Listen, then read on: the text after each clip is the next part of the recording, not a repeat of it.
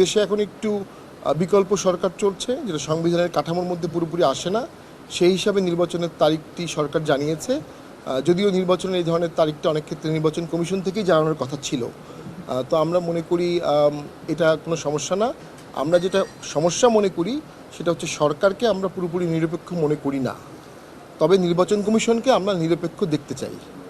আমরা নিরপেক্ষ এবং অ্যাকাউন্টেবল থাকবে। সকল নিবন্ধিত দলকে নির্বাচন কমিশন ডাকবে, কথা বলবে। আমরা নির্বাচন কমিশনের ক্লায়েন্ট, আমরা জনগণের প্রতিনিধি। জনগণের ভোটের জন্য নির্বাচন কমিশন, রাজনৈতিক দল আছে বলেই নির্বাচন কমিশন আছে। রাজনৈতিক দল না থাকলে নির্বাচন কমিশনেরও কোনো প্রয়োজন নাই। সেই হিসাবে নির্বাচন কমিশনের শপথবদ্ধ দায়িত্ব সকল নিবন্ধিত দলকে ডাকা, তাদের কনসার্ন শোনা এবং লেভেল প্লেইং ফিল্ড তৈরি করা। এটি খুব দুরূহ কাজ। এই দুরূহ কাজটি নির্বাচন কমিশনকেই করতে হবে এবং সরকারকে সহযোগিতা করতে হবে, সকল রাজনৈতিক দলকেও সহযোগিতা করতে হবে। রাজনৈতিক দলগুলোর সহযোগিতা ছাড়া লেভেল প্লেইং ফিল্ড কখনো তৈরি হবে না। নির্বাচন কমিশন একা সেটা পারবে না। এই পারস্পরিক সম্মানবোধ, সৌহার্দ্যবোধ আমরা মনে করি দেশের জন্য অত্যন্ত প্রয়োজন। আমরা অত্যন্ত পুলকিত যে আজকে সৌহার্দ্যপূর্ণ পরিবেশে আমাদের প্রধান নির্বাচন কমিশনার আমাদের সাথে কথা বলেছেন এবং আমাদের মতামতগুলো শুনেছেন এবং উনি আমাদেরকে আশ্বাস দিয়েছেন যে উনি সুষ্ঠু নির্বাচনের জন্য উনি সর্বোচ্চ চেষ্টা করবেন। নির্বাচনে অযোগ্যতা ঘোষণার জন্য যেসব কন্ডিশন আছে নির্বাচনের আইনে, আরপিওতে, তার কোনোটাই জাতীয় পার্টি পড়ে না। যদি জাতীয় পার্টি নির্বাচনে অযোগ্য ঘোষণার ক্রাইটেরিয়ায় না পড়ে, তাহলে জাতীয় পার্টিকে কেন নির্বাচনে অযোগ্য ঘোষণা করা হবে? আর নির্বাচন মানেই তো সকল দলের অংশগ্রহণ, বহু মত, বহু দল। জাতীয় পার্টিকে নিয়ে যে নিষিদ্ধ করার দাবি তোলা হচ্ছে, আমি এটা খুব দুঃখজনক।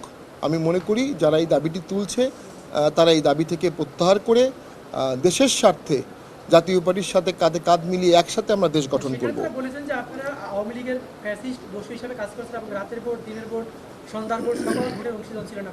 ওই ভোটগুলোতে চরমোনাই অংশগ্রহণ করেছিল 18 সালে, বিএনপি অংশগ্রহণ করেছিল, জামাতে অংশগ্রহণ করেছিল এবং ওর মাঝখানে যে স্থানীয় সরকার নির্বাচনগুলো হয়েছিল, এখনও আপনি দেখবেন বাংলাদেশের অসংখ্য লোকাল গভর্নমেন্টে জামাতের নেতৃবৃন্দরা নির্বাচিত হয়ে এখনও আছে, যারা বিগত আমলে নির্বাচিত লোকাল গভর্নমেন্টে।